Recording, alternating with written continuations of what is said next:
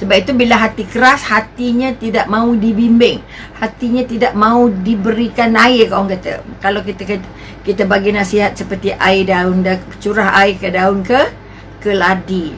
Orang yang keras hati maknanya orang yang memegang hanya prinsip dia, tidak mahu mendengar prinsip-prinsip orang lain, tidak mahu nasihat orang lain. Walaupun orang itu nak menyelamatkan dia, tapi pada dia dak, saya ada jalan sendiri, saya ada cara sendiri, saya nak buat cara saya. Ini yang kita kata keras dan gelap. Dia tak kira bengkok ke, tak kira salah ke, tak kira rasuah ke, tak kira apa saja yang cantik ke tak cantik, pada dia tak. Yang penting apa yang dia nak buat, apa yang dia fikir. Maka fikirannya juga membawa ke dia kepada langkah yang tidak baik. Maka kalau kita tengok begitu, kalau kita tengok dalam surah Al-Ma'idah, surah Al-Ma'idah ayat 13, apa Allah kata pada orang yang macam ni? Orang yang hatinya keras dan hidupnya gelap. Hatinya gelap, tak nampak cerah. Okey, Allah kata apa? Dan kami jadikan hati mereka keras membatu.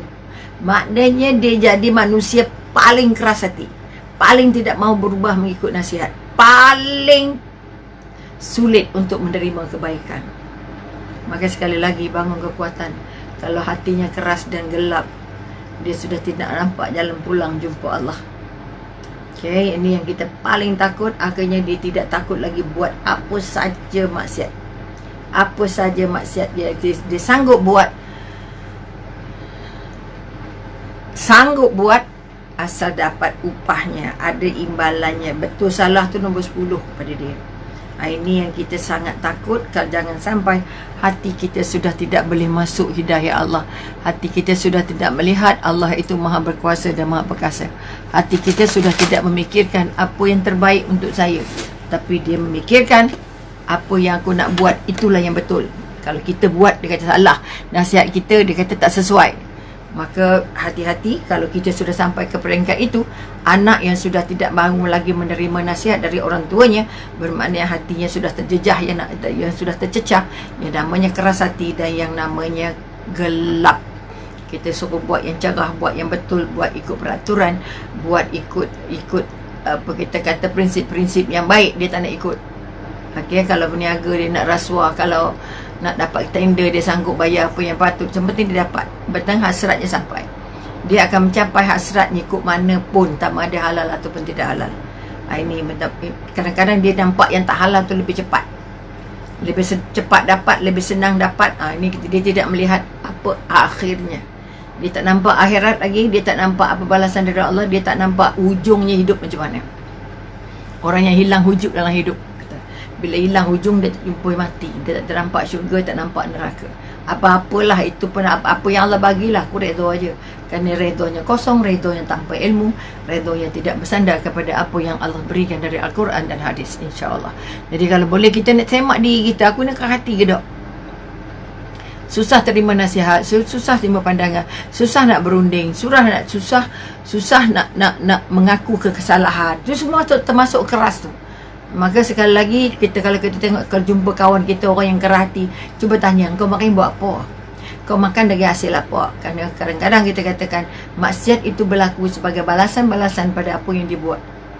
Sebab itu kalau ayah meragam makanan yang dia bawa masuk ke mulut anak, maka anak akan pasti meragam.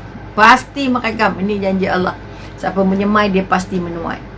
Sebab itu pengalaman ini kata, minggu ini, bulan ini berjumpa dengan anak-anak yang bermasalah dengan ibu bapa, tidak lain tidak bukan satu dari sebabnya anak itu termakan hasil didikan atau hasil pencarian yang Allahnya bawa, maknya ayahnya bawa balik, bukan yang benar-benar halal, mungkin syubhah. Okey, sebab itu anak kita mengagam kerana dalam darahnya mengandungi hasil-hasil rezeki yang tidak jelas halal haramnya. Okey, jadi kalau anak kita keras hati, tak nak dengar cakap kita, tak nak dengar, nak buat yang baik, semak-semak balik. Kita bagi makan apa kat dia? Kita buat salah apa dengan Allah? Sebab itu cepat-cepat taubat, cepat-cepat solat taubat. Taubat sungguh-sungguh, taubat nasuha. Kalau dah salah, ya Allah, aku kalau kemarin aku tak tahu, semalam aku tak tahu, hari ini aku dah tahu. Maka hari ini aku bertaubat dan aku berjanji denganmu, ya Allah, aku tidak akan mengulang lagi perkara-perkara yang tidak engkau redai, dari segi pendapatan, dari segi makanan, dari segi masa, dari segi cara menghidang dan sebagainya. Okey, itu yang ke-6. Okey, buah daripada kemaksiatan yang ketujuh. Okey, sempat kot lagi 10 minit. Okey, yang ketujuh ialah apa?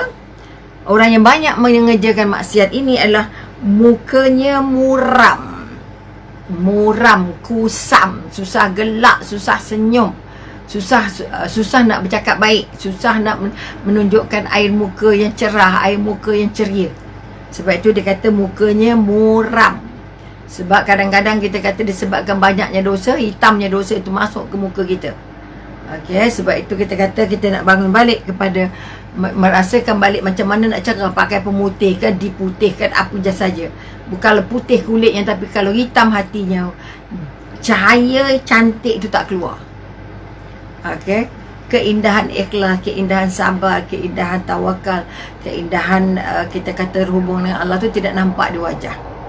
Okey, kalau pemuda tapi nampak macam muram, suram, gelap dan sebagainya. Okey, ini di antara kalau kita melihat penampilan-penampilan yang ditampilkan, maka Allah menyentuhnya dengan melalui surah Al-Imran. Kalau kita tengok surah Al-Imran ayat 106.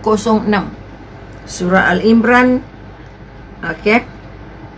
Adapun orang-orang yang hitam muram mukanya, adapun orang yang hitam dan muram mukanya, kepada mereka dikatakan, kenapa kamu kafir setelah kamu beriman? Orang yang muram suram mukanya tadi adalah orang yang sudah mengaku Islam, dia orang Islam, tapi semua maksiat yang orang kafir buat, dia buat. Sebab itu kamu menyerupai kaum yang kamu buat perangai kamu. Sebab itu kena semak kawan kita siapa. Kalau kawannya maksiat, kawannya jahat, sikit sebanyak pasti terjangkit. Pasti terjangkit. Sebab itu Nabi pesan berkawan dengan orang ketuk besi, mesti dapat gelapnya besi, habuknya besi, busuknya, bau asap dan sebagainya. Tapi kalau orang yang berkawan dengan orang yang penjual minyak wangi, tak, walaupun tak beli, tapi tetap minyak wangi yang terbau, sebab kawannya wangi.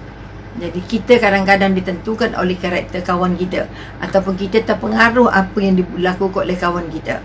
Okey, ataupun orang yang hilang pendirian untuk membina kehidupannya secara peribadi.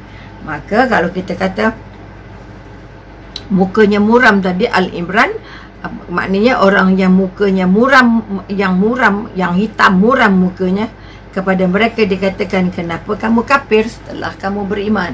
Maknanya apa saja maksiat yang orang kafir buat, dia buat walaupun dia sudah mengaku dia orang Islam dan dia orang beriman. Ini yang Allah marah, talam dua muka sekejap. Itu dapat kita kata ada wali masa depan orang ramai dia jadi wali Allah, tapi masa dia bersendirian dia jadi wali setan. Ini pun termasuk daripada apa yang dikatakan tak ceria mukanya sebab banyak salah dalam perutnya. Sebab itu wahai ibu dan ayah, jangan banyak sangat mendidik anak dengan cara marah, dengan cara berletih, kerana semua yang diletih itu akan dirakam oleh kepala kita yang namanya memory, dan akan sampai pada satu masa memory itu akan keluar, sama ada keluar secara baik atau keluar secara jahat. Hari ini sangat banyak anak remaja yang mengamuk, mengeluarkan apa sahaja yang tersimpan semasa dia awal remaja, menghina mak bapak, marah mak bapak, pukul mak bapak, kerana ada rekod-rekod yang terakam dalam minda mereka bahawa mak bapak yang tidak layak di mak dan jadi ayah.